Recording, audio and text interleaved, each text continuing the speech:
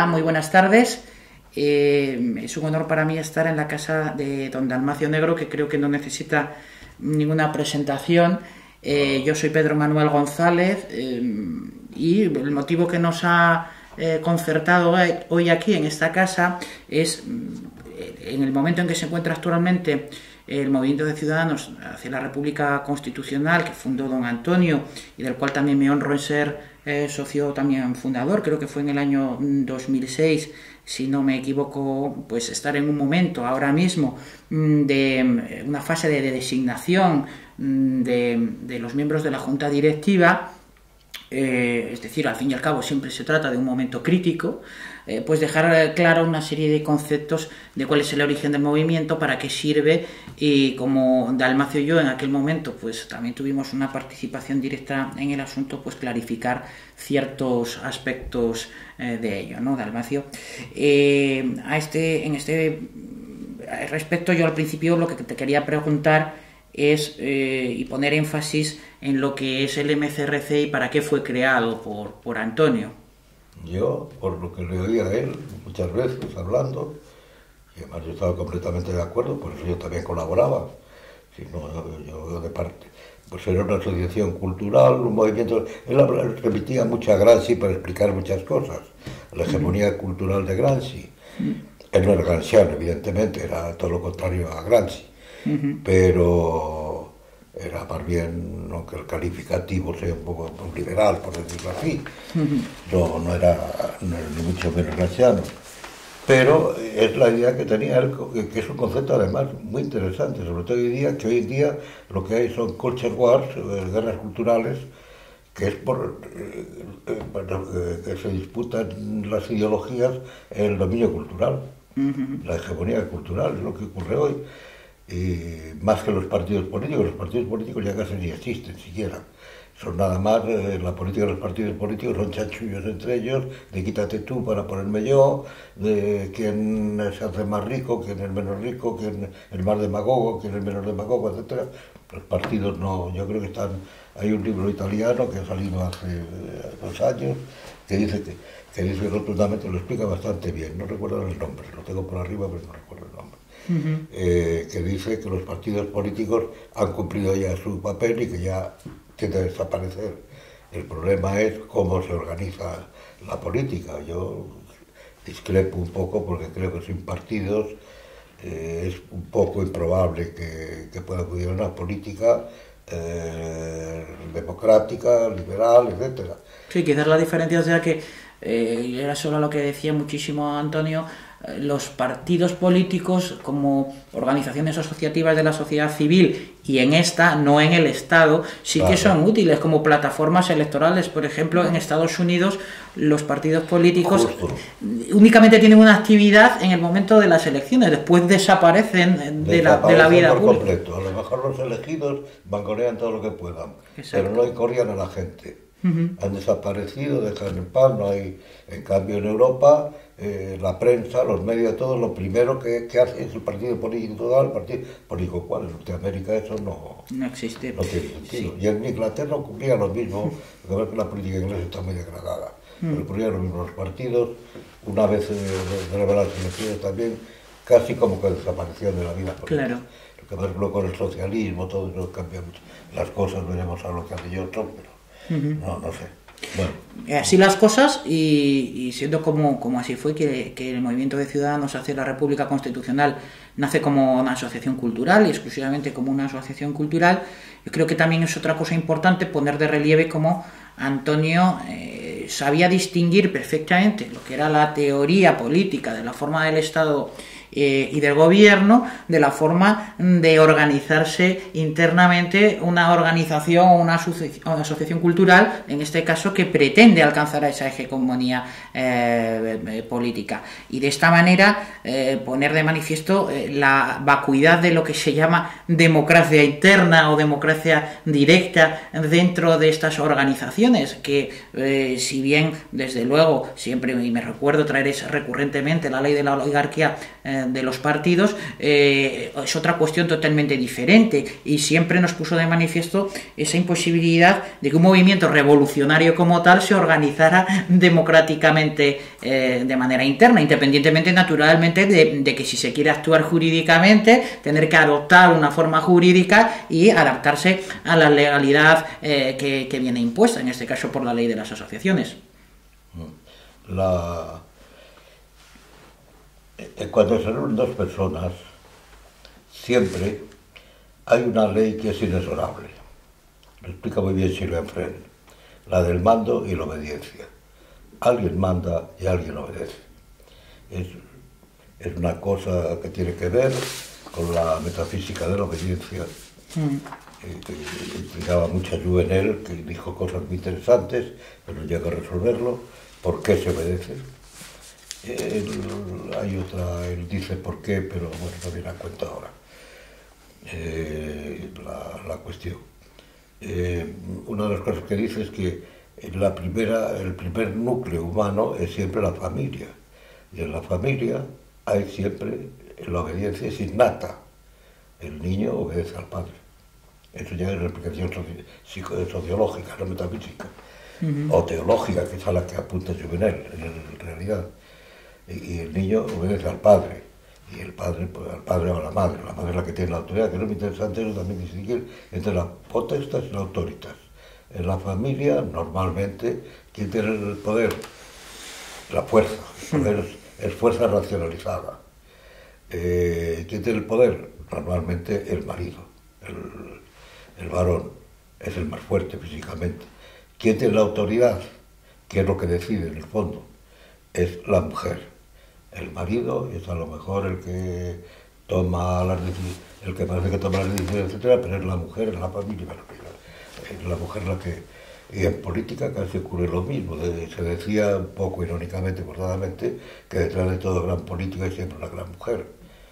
Muchas veces es verdad, a veces la mujer no es tan gran mujer, pero bueno, pero eso es otra cosa. Pero es así. Y la idea de él era eso, por lo que ya he hablado con él, y no sé si alguna vez en público, en uno de esos vídeos que hacía, si se ha hablado alguna vez de ello. Sí, se ha hablado de esto. Hemos hablado alguna vez nosotros. Sí, incluso tú, me acuerdo una vez, en un vídeo por ahí se hablaba precisamente de cuál era esta función del movimiento, de alcanzar la hegemonía cultural, y cómo incluso también esa forma organizativa interior no se corresponde ni tiene un reflejo con las instituciones políticas que deben regir cualquier forma de Estado y de gobierno que se reclame democrática, ¿no?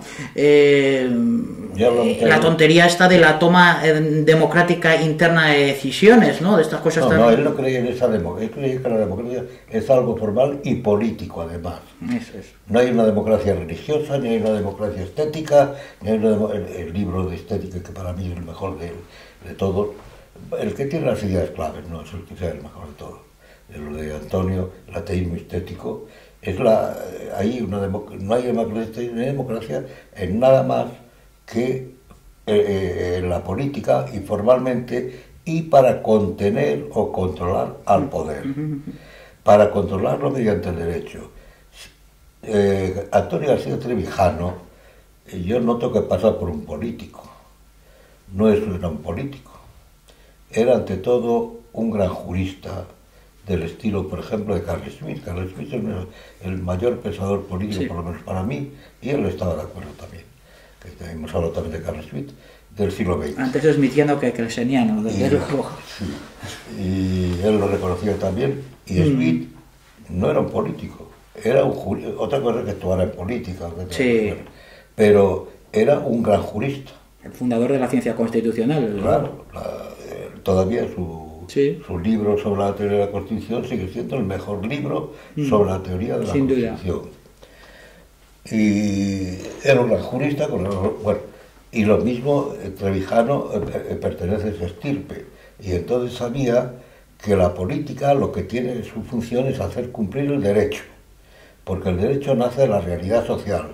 El derecho nace cuando se reúnen dos personas y hay un conflicto. Si no, el derecho ni siquiera aparece. Exacto, esto lo hablamos además en la presentación de mi libro, claro. hace pues poquísimo tiempo, ¿no? En el Centro Riojano, así fue, sí. Y el derecho no existe, sino el ejemplo que se suele poner es el de en la isla Robinson Crusoe, pues ¿qué derecho hay ahí? Habrá la moral. La moral sí, cómo se comporta él, aunque esté él solo, que se comporte moralmente y tal. Pero la cuestión de derecho no surge hasta que no aparece, en el caso de Robinson Crusoe, Viernes, que va a ser luego su servidor o lo que sea, y no aparece la cuestión de derecho. Entonces ahí se establece una relación de mando y obediencia. Pero la impone el derecho es la clave de todo. Y la política no es más que sierva del derecho. Lo que pasa es que ocurre hoy que, bueno, hay a la concepción de la política que es curativa, la política es curativa, es farmacológica, es para curar los males de la ciudad, nada más.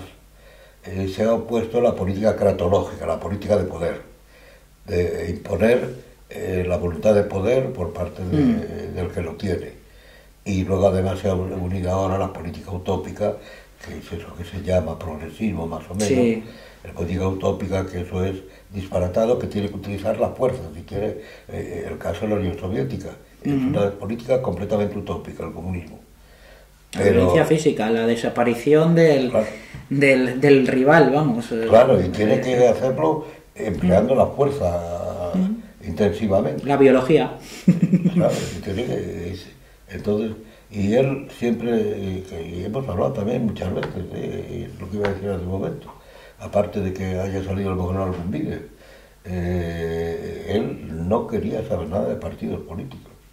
Los partidos políticos existen, están ahí, pero no quería saber nada porque compartía un poco, yo no sé, llegamos a hablar de ese libro, no, entonces no había partido este libro, pero compartía un poco la idea de que los partidos políticos están además en este momento obsoletos, como no sean, por lo menos los europeos, como no sean de tipo norteamericano, sí. pues podría ser, pero si no los europeos están obsoletos.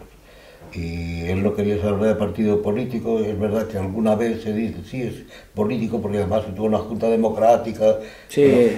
Era un momento crucial, porque es un momento de lo que se llama, o los juristas, Carl Schmitt precisamente lo ha desarrollado bastante, una Tramsestán, que es una situación excepcional, situaciones excepcionales en que precisamente si quieres influir para reconducir la situación, pues tienes que meter cierto modo en política, pero él jamás ha querido intervenir en la política. ¿Y por qué entonces, Dalmacio, perdona que te interrumpa, sería a día de hoy imposible volver a crear esa plataforma democrática pues contra la monarquía de partidos en el actual estado de cosas? En primer lugar, en aquel momento se pensaba en la democracia. La democracia es un mito. La democracia no es más, insisto, que la manera de controlar al poder mediante el derecho, empleando normas jurídicas. E incluso, llegado el caso, por razones jurídicas, el derecho a resistencia, que está olvidado. Y que sin derecho a resistencia no puede existir el derecho. Porque entonces el poder hace lo que le da la gana. El que tiene el poder hace lo que quiere. Entonces, hoy en día, es que, ¿qué plataforma democrática se va a hacer? Si no existe la democracia, en Europa jamás ha existido la democracia formal, como no sea, porque en Inglaterra el régimen ha sido aristocrático. Luego sí, formalmente, entre comillas, vale, pero no en el otro sentido, sí, es democrático, pero pues se ha ido ampliando poco a poco el derecho de voto, etcétera, pero no ha existido.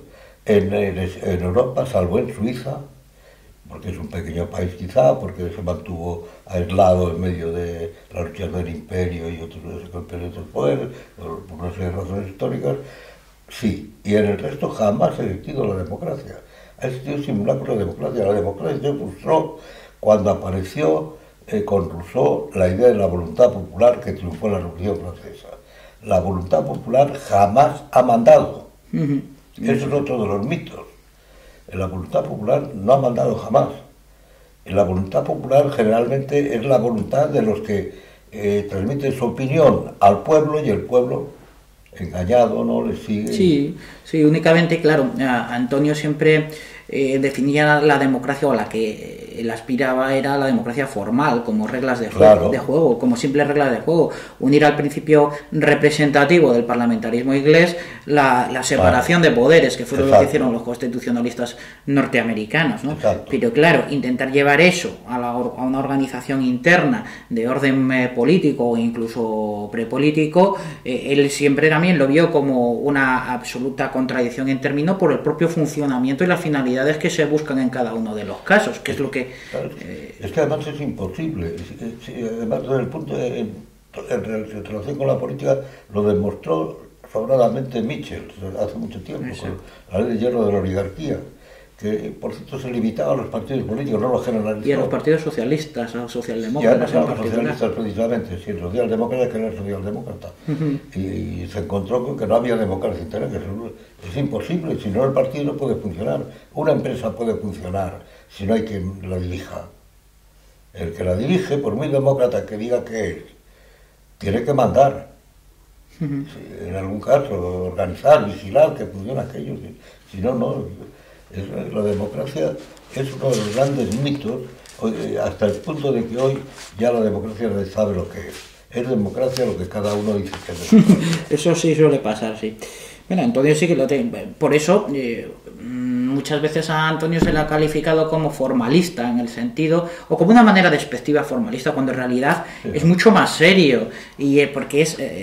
por eso decía Antonio que la libertad política colectiva es algo alcanzable. No es una utopía como puede ser lo que llama la democracia social o que se basa o económica, que se basa en una utopía total como es la igualdad, basada por el principio de igualdad en lugar de por el principio de libertad. Entonces, claro, la única manera dentro del control, en el terreno de lo político, en la acción ad extra, es decir, del control del poder, pero siempre político, son esas reglas de juego las que determinaban esa posibilidad real de alcanzar ese objetivo. Es lo que se plantea en el fondo, y contra lo que estaba él, es contra lo que vio Tocqueville como el peligro de la democracia, sí, sobre todo en Europa. Exacto.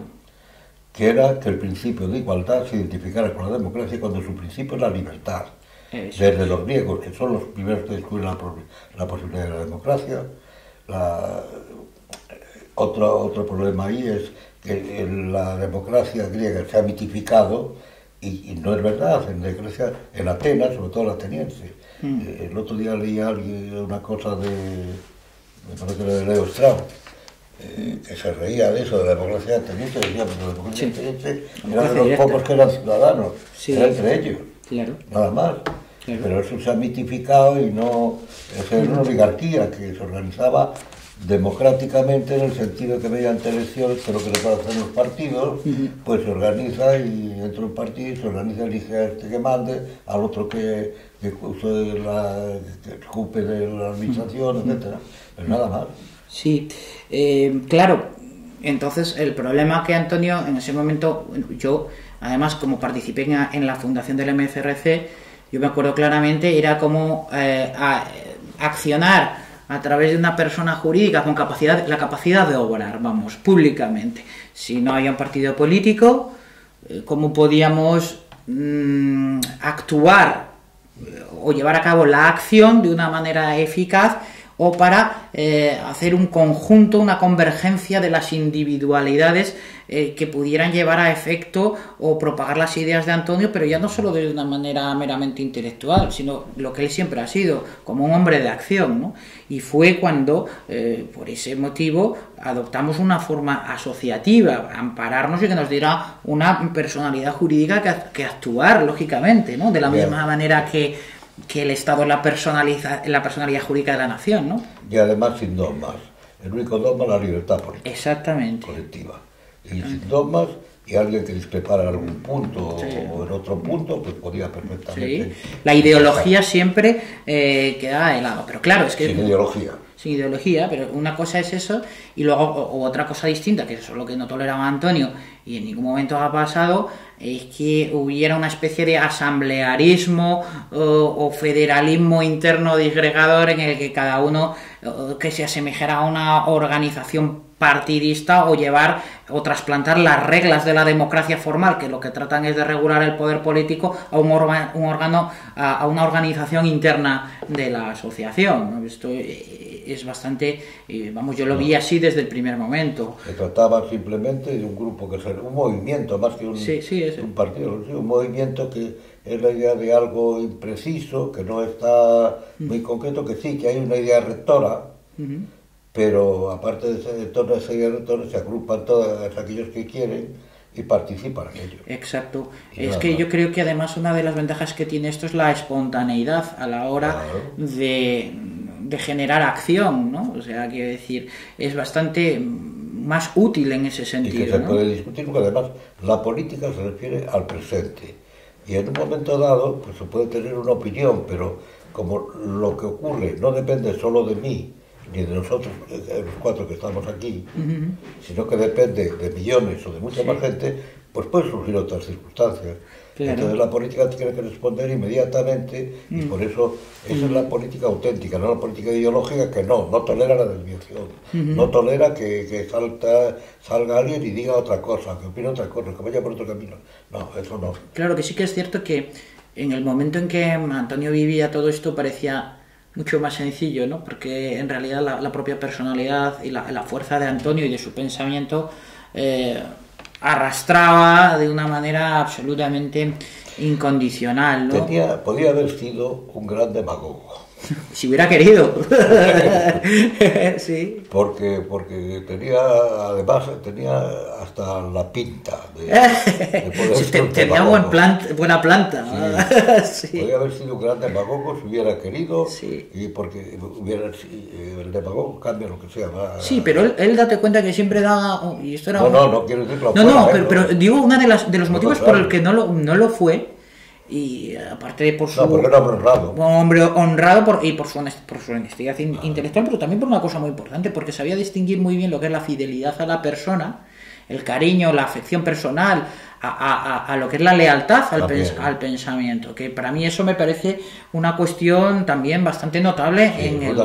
Fundamental, porque hablar de lealtad a Antonio García Trevijano es una contradicción en términos, sería una fidelidad a Antonio García Trevijano. La lealtad es la sí mismo. Llamaban Heidegger y todo eso la autenticidad. Exactamente, la autenticidad, ¿no? Y a mí esto también me parece bastante importante recordarlo en estos momentos en que ahora se encuentra el movimiento de ciudadanos hacia la República Constitucional. Y claro, la desaparición física de Antonio pues deja huérfano en este sentido. Claro, él puede crear desorientación, es normal. Es normal.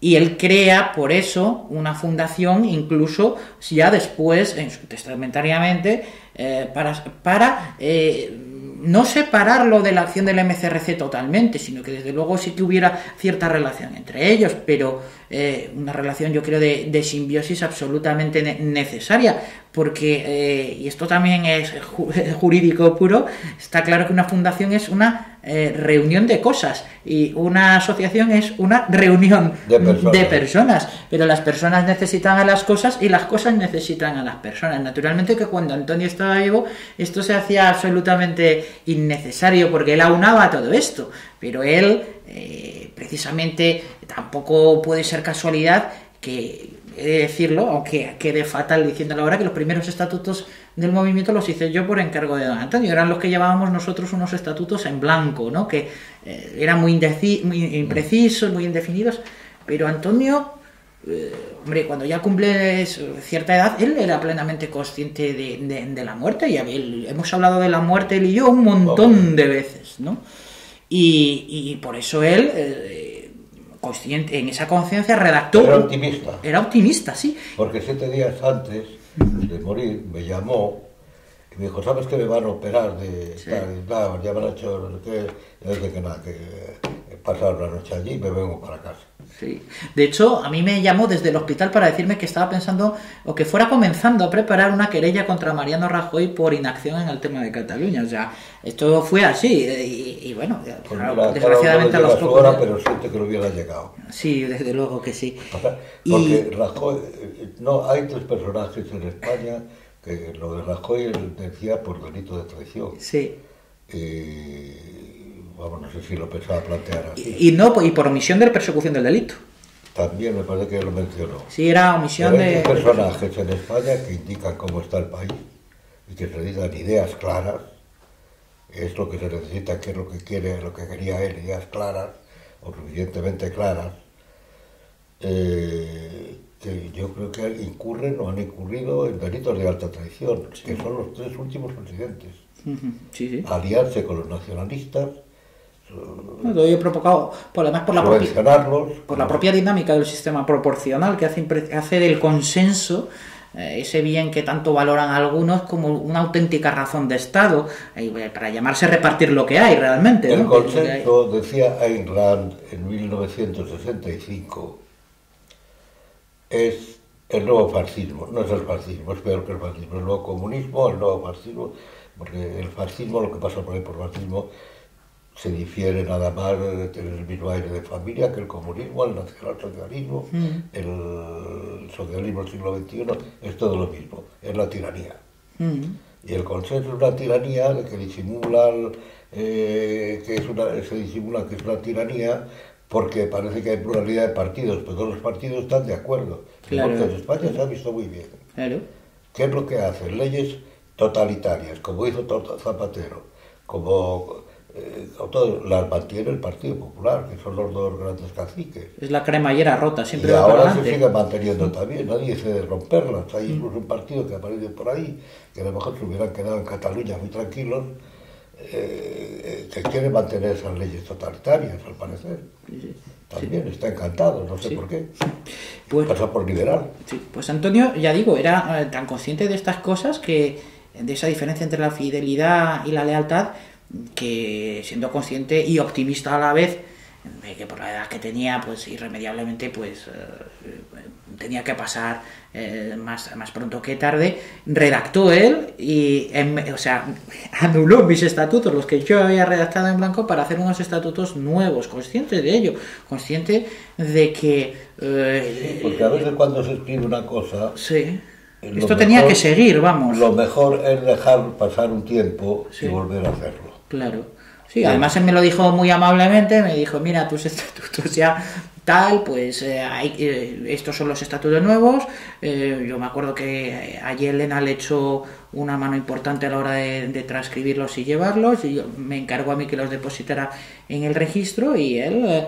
De hecho, se convoca una asamblea, y en la asamblea que convoca Antonio, él personalmente, es cuando se aprueban esos estatutos. Con esto quiero decir, y luego, añadido a lo de la fundación, que era a lo que iba, la crea testamentariamente. Es decir, él lo tenía bastante claro, la diferencia entre lo que es una unión de personas y lo que es una unión de cosas, y cómo dejar las cosas absolutamente bien, coherentes y relacionadas de la manera que él entendía oportuno, y de los proyectos que, como bien dices tú, él era consciente de su propia vida, ¿no?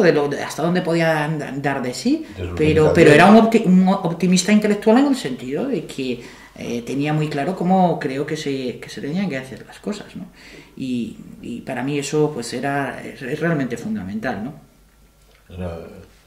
Yo creo que es uno de los personajes más interesantes del siglo XX español. Se tardará en reconocerlo. Que dependerá mucho que se reconozca de lo que pase con el MCR. Porque si no, pues quedará luego ahí, pero sus obras políticas yo creo que son las más importantes del siglo XX. En España, ¿no? Sí. No digo Carmen, bueno, no digo...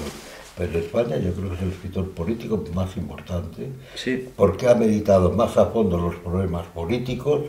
Quizá pues hay alguna debilidad, es normal, en cuestiones metafísicas o en otra cuestión, pero él era sobre todo un jurista, y como un jurista político, yo creo que es el pensador político más importante de España en el siglo XX y que se reconocerá con el tiempo, lo que pasa es cuando ya lo hagan los historiadores, cuando ya no Sí, tenga... esto que acabas de decir es una cosa muy interesante, porque acabas de decir que sin el MCRC que eso ocurra o que esa obra prospere es importante, y él era muy consciente de eso. De hecho, al declarar como o crear una fundación Mortis Causa, titular de sus derechos hereditarios, en ese sentido los derechos de la propiedad intelectual allí se encuentran, y el MCR es el objeto o el vehículo de la acción. Entonces esa relación es absolutamente imprescindible, o esa simbiosis absolutamente inevitable, ¿no? Eso es otro tema la política le interesaba sobre todo lo que le interesaba también a Platón de la política, la pedagogía. Eso es. No la acción política directa, sino la educación política. Para llegar a la hegemonía, que era la formación política, para conseguir la hegemonía cultural. Exacto. La gente, en definitiva, la vida es como uno se ha educado. La persona individual y todo eso. Hombre, puede haber altibajos, puede haber cambios bruscos, puede haber, pero son minoritarios y son circunstanciales, no, pero depende de cómo se eduque. Y él tenía muy claro que en una vida civilizada, como en todo, en cualquier cultura o civilización es igual, en una vida civilizada, que era una idea clave en él, la idea de civilización, sí. que la educación es fundamental. La educación en sentido amplio, no solo enseñar matemáticas. La instrucción pública, él diferenciaba muy bien. De formación. Lo que era la instrucción, que era la que nos tienen que dar conocimientos, la educación que es la que nos tienen que dar en casa. Eso es Algo sí me acuerdo, siempre presente. Discutí con él, no me sé si en vídeo o no, el concepto alemán de Bildung. Bildung es eso, la educación como formación de la persona, que viene a ser con la idea de la paideia, coincidir con la paideia griega, exacto, con la idea de la educación de los griegos. Lo mismo, estuvimos discutiendo sobre eso y yo no me acuerdo ya, estoy pensando si lo relacionó con lo que quería decir con el MRC o no, pero vamos, esa es la idea. La idea es, el MRC es político, CRC, es que tantas se los líos. El MCRC es político, pero su concepción de la política es la paideia, la educación, la Bildung, la formación. La formación no de todo el mundo, porque para entender muchos conceptos todo el mundo no llega a ellos, o porque no le interesa, a lo mejor, y hace sí, lo que él llamaba el tercio laocrático, que era llegar a esa parte más, la parte preparada y disconforme de la sociedad, que es la que realmente mueve el huevo después a las masas. Las minorías que son, dígase lo que se quiera, son las que rigen la historia, son siempre las minorías. Exacto. Selectas, que a veces no son tan selectas, pero bueno, sí. Selectas en el sentido amplio de que minorías que se imponen. La hegemonía cultural de Gramsci, ese es el sentido, creo yo, que tenía él de lo que debía de su acción y de su actitud. De todo ello no pretendía, por ejemplo, le interesaba mucho Hispanoamérica. ¿Qué política iba a hacer en Hispanoamérica? Imposible, pero sí decir a los hispanoamericanos lo que es la democracia, lo que es la política, bueno, etc. Fíjate hasta qué punto fue así, que incluso él fue a Europa en la época de Franco, cuando estaba en la Plata Junta, a decírselo a los europeos, que no iba a pedir nada allí, sino que les iba a enseñar lo que era la democracia formal, y que iba a ser desde España, que les iba a hacer el favor a los europeos de llevárselo a ellos, como un regalo que le iba a hacer España, ¿no? Entonces pero no le siempre mucho caso, además también las circunstancias eran otras. Sí. Está el problema soviético y claro. Que eso ha desviado todo lo que está pasando hoy en todo el mundo, viene de eso, de la Guerra Fría, que Europa, sí. La verdad es que había una tradición ya europea, que era la falsificación de la democracia que denunció Tocqueville desde el principio. Ya lo vio cuando la democracia empezó a llegar. La idea de democracia en Europa es relativamente reciente, salvo las manías de los ilustrados del siglo XVIII, que hablaban de democracia, la democracia ateniense, tal, la democracia, cuando irrumpe procedente de Norteamérica, es a partir del año 15, de 1815, al terminar la Revolución Francesa, 1815, que es cuando se termina hay la vuelta de Napoleón, pero mínima. Pero se termina el ciclo propiamente revolucionario. Y entonces viene la democracia norteamericana, que no era la democracia de la Revolución Francesa. Era completamente distinta. La democracia de la Revolución Francesa, en el fondo, es la igualdad. La democracia norteamericana es la libertad colectiva, pero la libertad. Y eso empieza a entrar en el 1815. Pero Tocqueville ya vio enseguida que en Europa, por la razón también, es la historia. En Norteamérica no había historia prácticamente, sí, no había aristocracias enquistadas, no había... allí existía el Estado Social Democrático ya casi desde el principio. En cambio en Europa no. Y la diferencia entre los americanos, los fundadores, no les gustaba llamarse demócratas, se llamaban era la república, eran republicanos. Claro, porque la diferencia de republicanos y demócratas viene de ahí, que la porque gente... es la idea de res pública, la idea de república es la res pública, la cosa común, que público significa común en latín, y significa, no se emplea ya así, ahora lo público que es lo del Estado, o del público, pero en lo que quiere decir semánticamente es lo que es común a todos. Si es común a todos los otros el Estado, todos tendremos que participar en la cosa común, como hacían los cibes romanos. Hay un tema que no lo tocó él, yo creo que lo hablamos alguna vez, y que tocaba Álvaro Dors, vamos, lo tocó y lo planteó muy bien Álvaro Dors, que es que hay dos tradiciones en Europa que son políticas, sobre la organización política, que son la griega y la romana. La tradición griega es la tradición que acaba en el Estado, que acaba en la supremacía de lo público sobre lo privado, etc. La tradición romana no hay distinción entre lo público y lo privado, ¿no? En la famosa definición de Ulpiano, que conoce, no recuerdo cómo se llama, público que es status romano respecta, lo que mira al Estado romano, público respecta al privatum, lo que mira a lo privado. Pero es una distinción formal, porque hay lo público, hay la cosa común, y entonces Dors explicaba que así como en la polis, no sé si esto va a ser muy largo, va a ser un poco... No, y poco complicado. La polis, las polis griegas, las ciudades griegas, la cultura griega, era una cultura arcaizante, que además ahora era moderna respecto a la egipcia, de donde se está descubriendo ahora que procede gran parte de la cultura griega. Platón, por ejemplo, no sería Platón, no hubiera escrito La República si no hubiera conocido la medicina griega y otras cosas. Perdón, la medicina egipcia y otras cosas. Bueno, eso es otra cosa. Era arcaizante. En cambio, los romanos son modernizantes. Eran arcaizantes porque su concepto era bastante tribalista. La polis, en las ciudades griegas, los ciudadanos, los habitantes, pertenecían a la polis. No es que ellos fueran los dueños de la polis. En cambio, en Roma, que eran campesinos, crean una ciudad donde se concentra el culto a sus dioses, etc., pero esa ciudad es común de todos los campesinos que la crean, vamos, de los patres familias.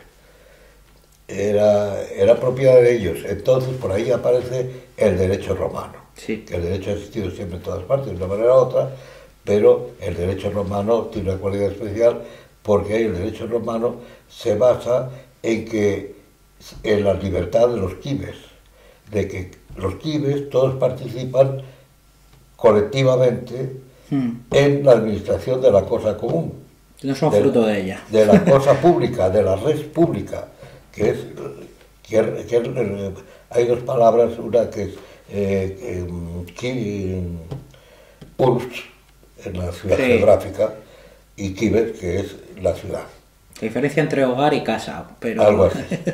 La quibes es la de los romanos. La otra es un lugar geográfico, la urbe, la ciudad, el edificio, amurallada, etc. Que tiene un santuario. Entonces esto lo descubren, y esas dos traducciones luchan más o menos soterradas, tampoco es que se opongan, y bueno, y hasta que se impone la tradición griega a partir del Renacimiento con el Estado. El Estado es la polis. Está la tesis de... es la polis, que es la que ha triunfado, decía Dors, que se ha vengado de Roma, que ha ganado la batalla a Roma. Porque lo de Roma era la red pública como cosa común de todos, que tiene un gobierno, pero no tiene el Estado. El Estado, en cambio, es la teoría de Hobbes, que está otra vez, por cierto, muy en candelero, está todo el mundo volviendo a Hobbes, crea un artificio que varía la vida, las formas de vida natural, es un artificio. El Estado, que es el problema que está batiendo hoy, es que los Estados se han convertido con el tiempo en eso, un Estado totalitario. El Estado es hoy el enemigo del pueblo. No es la cosa común, no representa la cosa común. La cosa común es nada más la cosa pública en el sentido equívoco de la palabra público. Lo estatal. Lo estatal, que es hoy la propiedad, por ejemplo, ha desaparecido, mientras que para los romanos la red pública era propiedad del pueblo en conjunto. La república es propiedad del pueblo. No, por eso odiaban, por otras razones, ellos también los griegos odiaban a la monarquía, porque el monarca tendía a apropiarse de todo, de esa propiedad. Y no, lo público era propiedad común de todos. Cada uno opinaba como le parecía. Bueno, la historia de Roma es muy complicada, porque incluso se apropiaron de ella los senadores, luego se retiró la plebe del pueblo al Monte Aventino en el año 500, no me acuerdo cuántos, antes de Cristo, tuvo que retirarse al Monte Aventino para amenazarles con que si no participaban en la administración de la cosa pública, que no jugaban, etc. Y la historia, y entonces la historia europea, en el fondo, que es la occidental, es el paso del Estado social aristocrático, en que un grupo, una oligarquía como en Atenas, es la que manda sobre todo el conjunto, sobre al Estado social democrático, en que se realiza la idea de república. Esta idea de república como res pública, como cosa pública, en común de todos, cuyo medio de realización es la democracia. Claro. La democracia significa humana. que el pueblo, la garantía institucional. El demos es el dueño, y entonces el demo pues es el que decide cómo va a ser la república, por el procedimiento de la representación, representativo. Luego se discute si el voto, si las elecciones deben ser por el método proporcional, el método mayoritario. El método mayoritario es el más político, porque una cosa que se olvida en las elecciones, lo decía muy bien Barky en un discurso famoso, me parece que era, no recuerdo dónde. Las elecciones no son para elegir representantes, son para elegir el gobierno, porque lo que necesita el grupo es un gobierno. El gobierno no necesita representantes para nada. Vamos, la nación no necesita para nada representantes. Lo que necesita es un gobierno. Ahora, para tener el gobierno necesita elegir representantes. Y esos representantes luego, según sean las elecciones, pues son los que van a decidir quién gobierna. Sí, eso es lo que hay ahora, vamos al fin y al cabo, de España, por ejemplo. Sí, bueno, pero... La ausencia de la separación de poderes, y Antonio ahí sí distinguía clarísimamente lo que era la nación del Estado. El Estado simplemente como la forma jurídica de la nación, para poder actuar. Pero quizás esa confusión entre el Estado y la nación es lo que ha llevado a todo lo que tenemos ahora mismo, esa imposibilidad o incapacidad de distinguir entre el Estado y la nación, cómo el Estado se apropia de la nación. Claro, que en eso, por ejemplo, tiene cierta razón, cuidado, los catalanes. Lo que pasa es que no saben lo que dicen, porque además es lo más infantil todo eso. Ahí no hay nada más que la pela. Y una coabonación. O sea, ellos lo que tienen es una aspiración al Estado, a un Estado propio, sin nación. Sí, para que nadie les controle. Claro, exacto. A la oligarquía, y a los que se han apuntado ahí ingenuamente eso. pero tienen cierta razón, porque el Estado y la propiedad, por ejemplo, no existe. Sí, pues ni ahí ni en ningún lado. Decía ya hace mucho tiempo Peter Drucker, en Norteamérica, se refería a Europa, pero también a Norteamérica, exagerando sobre Norteamérica un poco, que depende de lo que diga el recaudador de contribuciones, entonces no es propio de nada.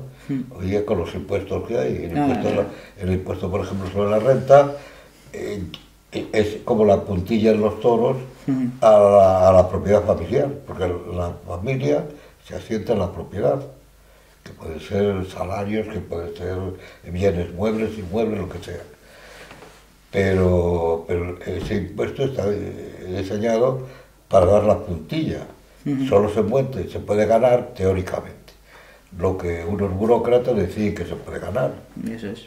Y el que pasa de ahí, pues le fríen con el impuesto. Es absurdo. Vamos, es absurdo pensando racionalmente, pero no es tan absurdo porque hay mucha gente que lo cree así. O sea que tampoco es tan absurdo, puesto que la realidad es que la gente lo cree. Y lo absurdo es cuando nadie se lo cree, y nadie cree de eso. Pero desgraciadamente lo absurdo ahí se ha convertido en la realidad. Hoy, yo no sé si lo he dicho más de una vez, la ley rectora de la política y de la civilización en Europa es la ley de Handlo. No atribuyas a la maldad lo que se explica casi siempre por la estupidez. Sí. La estupidez es, pensemos, no hace falta ir muy lejos. Basta leer los periódicos españoles, el que los lea, yo no los leo nunca.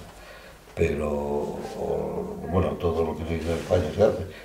Cosas más estúpidas, imposible. Hasta el otro día leía ya, bueno, ya Fernando, yo creo que para coger subvenciones, unas señoras que han montado una asociación para que se llama Alma Vegana, y que quieren separar a las gallinas de los gallos, porque dicen que los gallos las violan. Sí, lo vi. Bueno, hacer tonterías de esas. Detrás que hay subvenciones. Seguro, o para ganar una subvención, porque cuanto más idioteces se dicen, los gobiernos más subvencionan. Selección inversa. Con los impuestos de la renta y no de la renta que les quitan los que trabajan. Y es así, la situación hoy en Europa es de crisis completa, que Antonio no llegó a ver, porque desde que murió Antonio, que hace solamente un año apenas, sí. Año y medio, sí. Murió en febrero. Hace año y medio, la situación se ha acelerado. Se está acelerando, sí. La estupidez, la demencia, todo eso se ha acelerado. Por eso que todavía le necesitábamos más ahora. Pero bueno, en fin. Sí, pero es un problema en gran parte que es a donde viene, es un problema de educación, sí. De formación. Porque la estupidez, porque no es que la gente sea estúpida, hay gente que nace estúpida. Pero cada uno, bueno, se va, pero el sentido común arregla todo. Pero lo que hay es una lucha contra el sentido común, destruir el sentido común. Y toda educación no es más que un desarrollo en gran medida del sentido común. Bueno, pues el sentido común, incluso criticando el sentido común. Criticando, mira, por sentido común te han dicho que esto es que la Tierra, que el Sol gira alrededor de la Tierra, pero no. El sentido común, según lo que sabemos ahora, es que es al revés, que es la Tierra la que... No sé si me estoy equivocando. No, bien, la Tierra gira alrededor del Sol. Etcétera. Y lo que hay es una lucha contra el sentido común hoy, que toda la estupidez va para arriba. Sí. Las estupideces que dicen los políticos, bueno, hay gobiernos que están regidos por gente que son estúpidos de nacimiento, analfabetos. No analfabetos, un analfabeto puede ser una persona lista, sí, son normales.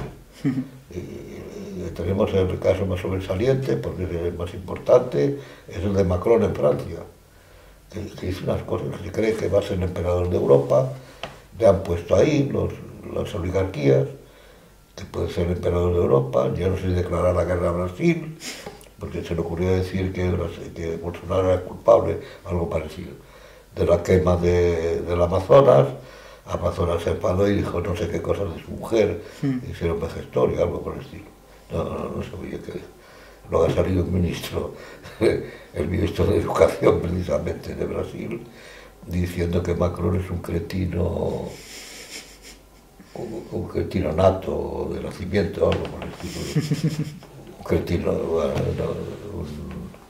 como es no me acuerdo. Algo así, y bueno, hay un cisco entre ellos tremendo, y a lo mejor Macron se le ocurre declarar la guerra a Brasil. Cualquier cosa. Sí, es capaz, porque es un grandilocuente, un bebé, le llaman en Francia el bebé presidente. Pero quiero decir que es el tipo de gente que hay hoy que demuestra cómo está Europa. Y a la gente que se revela o que va contra eso son fascistas, son extrema derecha, son tal, son cual, etcétera. Yo creo que eso es lo que tiene que hacer el MRCR, combatir la estupidez, porque es una experiencia histórica que las civilizaciones, cuando se están muriendo, la gente tiende a volverse estúpida. Eso está comprobado. En la caída del Imperio Romano ocurría así, la gente se volvía estúpida. No tenía ningún horizonte, no sabía más nada, y está súper comprobado. Y en otras civilizaciones que han caído también. Se están dando todos los síntomas de la caída de las civilizaciones. Creo que lo que tiene que hacer el MRC es justamente ir contra esto, que es la mejor batalla que puede dar, mejor que en el campo político. El campo político, ¿con quién se va a enfrentar?